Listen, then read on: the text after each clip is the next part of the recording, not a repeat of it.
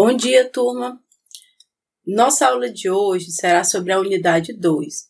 Veremos a poluição ambiental e na poluição ambiental de hoje veremos sobre a poluição do ar. Eu sou a professora doutora Mirna Salles Loyola Rosa. A poluição do ar.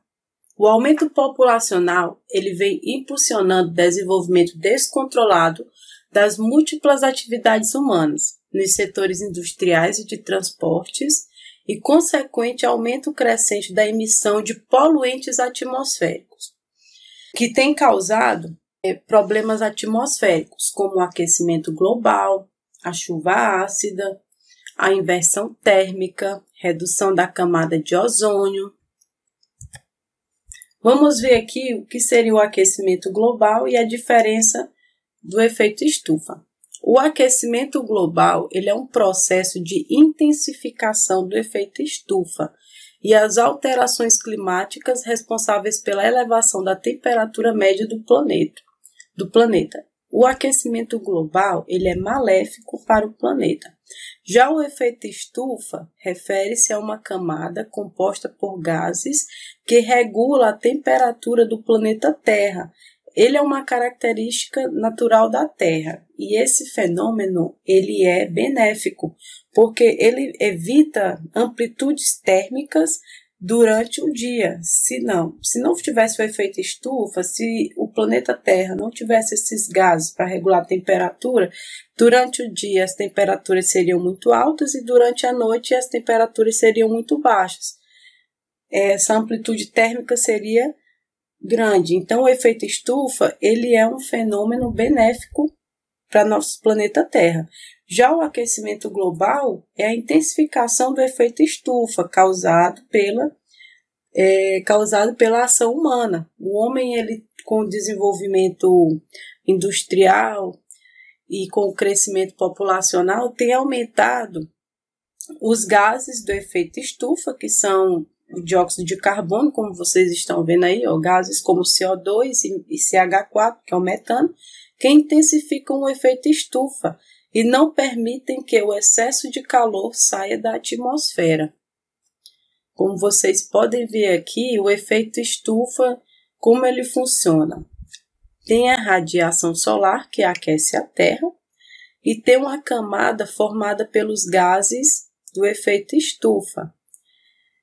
E esses gases, vai haver um excesso desses gases nessa camada e vai superaquecer a Terra.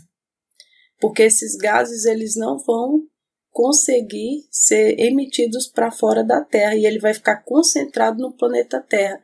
E daí, essa intensificação do efeito estufa não é mais chamado de efeito estufa, é chamado de aquecimento global. E é um problema sério para o planeta.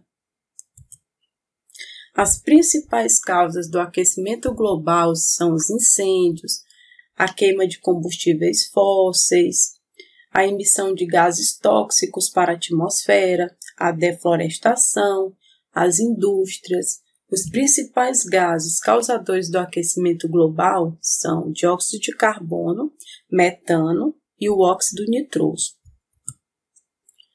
O aquecimento global ele provoca o derretimento das geleiras nos polos, subida do nível médio das águas do mar, o que faz com que alguns dos territórios e parte das cidades litorais fiquem submersas, tsunamis, aumento da proliferação dos insetos e de doenças, risco de desaparecimento dos animais do Ártico que estão habituados ao frio, como os pinguins e ursos polares, secas intensas nos locais mais áridos da Terra. Então, o aquecimento global é um problema seríssimo, pessoal. Temos que ficar atentos a isso, porque senão nossas gerações futuras, nossos netos, vão sofrer muito. Que precauções devemos tomar para combater o aquecimento do planeta? Preferir transportes públicos, andar a pé ou de bicicleta, tentando evitar o uso de transporte privado motorizado, evitar gastos desnecessários em casa, como desligar lâmpadas, computadores, aparelhos de som, após utilizarmos, escolher lâmpadas de baixo consumo, procurar reduzir o aquecimento no inverno, não deixar a porta do frigorífico aberta enquanto pensamos o que queremos, então fechem a porta da geladeira, não mantenha ela aberta. Plantar árvores, pois no processo de fotossíntese elas absorvem o CO2, como vocês podem ver aqui, o processo de fotossíntese. A folha da árvore, ela absorve a energia solar e também ela absorve CO2 e água. Quando CO2 reage com a água na presença da radiação solar, há a produção de glicose, que é o C6H12O6, mais a liberação do gás oxigênio para a atmosfera. Então, as plantas, além de absorverem o CO2, que é emitido pelos poluentes, e também durante a nossa respiração, gente, nós liberamos para a atmosfera o CO2. E quem é que absorve? As plantas, as folhas das plantas. As plantas, elas liberam o oxigênio. Então, melhora a respiração, a nossa respiração, porque nós absorvemos oxigênio e liberamos CO2 durante a respiração. A respiração, o processo de respiração é o contrário da fotossíntese.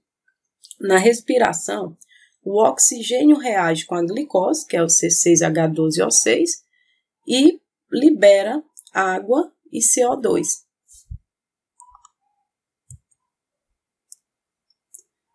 Vamos ver agora outro problema de poluição do ar.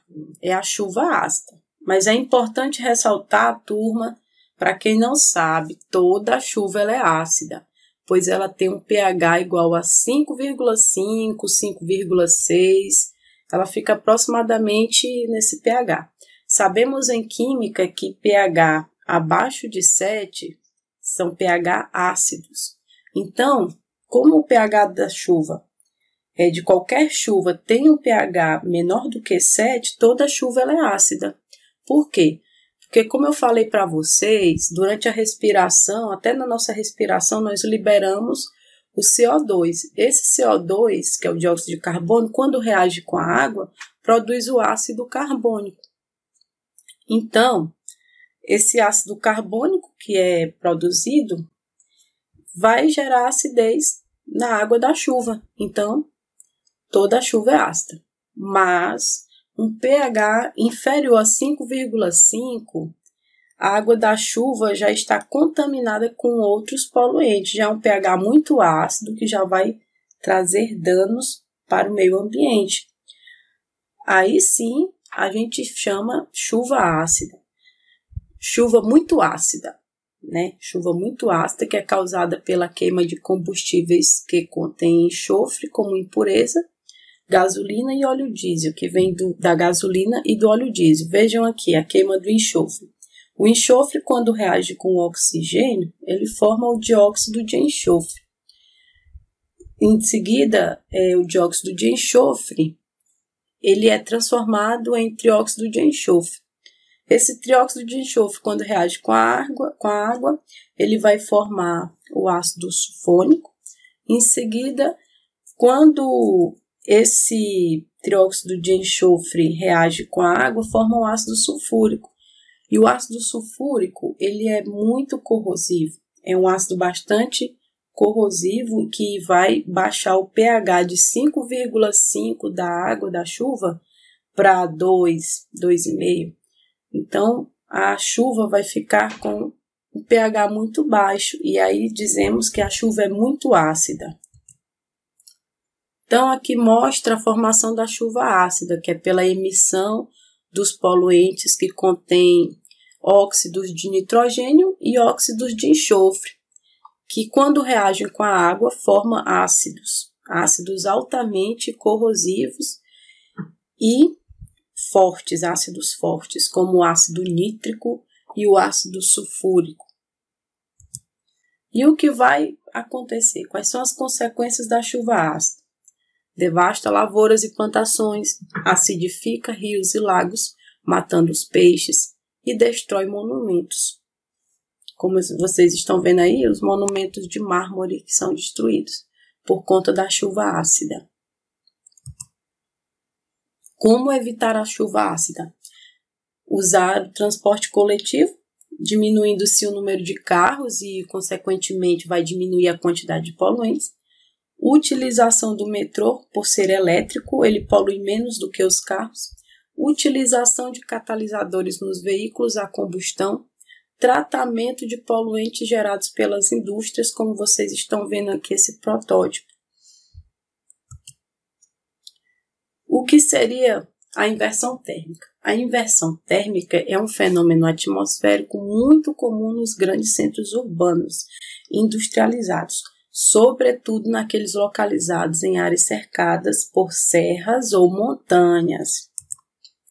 Vamos ver aqui a inversão térmica. Esse processo ocorre quando o ar frio ele é mais denso. Por que o ar frio ele é mais denso? Porque ele contém partículas de água. Ele contém partículas de água que deixam o ar mais pesado. E esse ar mais pesado, que é o ar frio, ele é impedido de circular por uma camada de ar quente. A camada de ar quente ela não tem água, por isso que ela é menos pesada, ela é menos densa, provocando uma alteração na temperatura. O fluxo normal é que o ar quente, que é menos denso, fique embaixo, né? Fique na atmosfera, como vocês estão vendo mais abaixo, e que o ar frio ele fique acima. Durante a inversão térmica, o que acontece? O ar frio troca de lugar com o ar quente. E o ar frio, como ele é mais pesado, ele não que contém água, e a cidade, se ela estiver bastante poluída, como vocês estão vendo bem aí na imagem da inversão térmica, se a cidade está bastante poluída pelos contaminantes, o ar frio, por ele ser mais denso, ele não vai conseguir subir. E aí vai ficar concentrado na cidade os poluentes. E este fenômeno vai afetar diretamente a saúde das pessoas, principalmente das crianças, provocando doenças respiratórias, cansaço, entre outros problemas de saúde. Pessoas que possuem doenças como bronquite e asma são as mais afetadas com essa situação. As soluções para estes problemas estão ligadas à adoção de políticas ambientais eficientes que visem diminuir o nível de poluição do ar nos grandes centros urbanos, a substituição de combustíveis fósseis por biocombustíveis ou energia elétrica poderia reduzir este problema. Então, se nas cidades houvesse mais transporte ferroviário, já diminuiria bastante, porque o transporte rodoviário ele produz muitos poluentes para o meio ambiente, devido à queima de combustíveis fósseis, que libera CO2, libera também o monóxido de carbono, libera tanto dióxido de carbono quanto monóxido de carbono, que são prejudiciais para o meio ambiente, para a nossa saúde. Além disso, também teriam que ser realizadas campanhas públicas conscientizando as pessoas sobre a necessidade de trocar o transporte individual particular pelo transporte público, que é o ônibus e o metrô. Isso também ajudaria a amenizar o problema. E a fiscalização nas regiões onde ocorrem queimadas irregulares. Vamos ver outro problema de poluição do ar que gera. É o problema da redução da camada de ozônio. Mas vamos ver primeiro o conceito de camada de ozônio. A camada de ozônio é a região da Terra localizada na estratosfera, onde se concentra o gás ozônio em grandes quantidades. É conhecida como ozonosfera. A camada forma-se e destrói-se naturalmente, mantendo-se em equilíbrio e não tendo sempre a mesma espessura. A espessura da camada de ozônio pode se alterar ao longo das estações do ano e até de ano para ano. Como vocês podem ver aqui, a camada de ozônio que envolve a Terra. Essa camada de ozônio ela nos protege contra os raios solares, UVs, que nós vamos ver aqui mais na frente, que são prejudiciais para a nossa saúde. A camada de ozônio ela é importante para a manutenção da vida na Terra, pois há uma forte interação entre os raios ultravioleta do Sol e as altas camadas da atmosfera. A camada de ozônio ela funciona como uma capa protetora da Terra, protegendo-a das radiações ultravioleta mais nocivas, que são os raios ultravioleta tipo B. A principal consequência da destruição da camada de ozônio é o aumento da incidência de câncer de pele, pois os raios ultravioleta eles provocam as mutações nas células. E o que é que gera essa redução na camada de ozônio? São os gases chamados clorofluorcarbonos. A degradação da camada de ozônio é causada por esses gases, que contém nos sprays. Eles possuem inúmeras utilizações nas indústrias também, pois não é um gás muito tóxico para o ser humano, não é inflamável nem degrada-se facilmente, mas para a camada de ozônio ele degrada. As substâncias que foram desenvolvidas para substituir os freons são os hidroclorofluorcarbonetos e hidrofluorcarbonetos, mas reduzem o problema da degradação da camada de ozônio, esses hidroclorofluorcarbonetos e hidrofluorcarbonetos, mas contribuem para o aquecimento global. Um problema resolvendo um problema e gerando outro, pior, que é o aquecimento global. Então, cabe aos cientistas estudarem, pesquisarem mais para desenvolver outros produtos que possam ser substituídos tanto pelos clorofluorcarbonos quanto pelos hidroclorofluorcarbonetos e hidrofluorcarbonetos, porque os dois estão gerando problemas ambientais. Um gera a degradação da camada de ozônio, que são os clorofluorcarbonos, e os hidroclorofluorcarbonetos e hidrofluorcarbonetos geram aquecimento global. Então, até a próxima aula, turma. Conto com a presença de vocês. Até lá.